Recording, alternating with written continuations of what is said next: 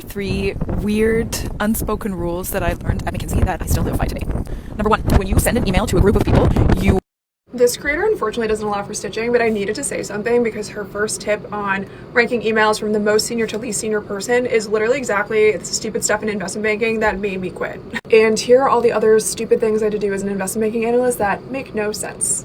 So another thing I had to do that I hated is that we had to flip pitch books. What did this mean? It meant that despite working on a presentation all day, we had to stay in the office doing nothing, waiting for printed books to come out 2 to 3 hours later, usually pretty late into the night. And once we got those physical books, literally had to flip each one by one, each page to make sure that they printed correctly and that the pages were not stuck together, because that would just be too much for someone to deal with. Number two, despite working 70 to 90 hours per week, literally including weekends, we were literally always there. We were not able to order dinner to the office until after 7 p.m. Even though we were there every day. Number three was to respect the hierarchy. So as an analyst, there was an associate, VP, ED, MD, etc.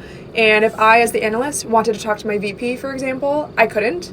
I had to go through my associate unless I was directly spoken to. Next, we had to submit a timesheet every week, talking about how many hours we worked.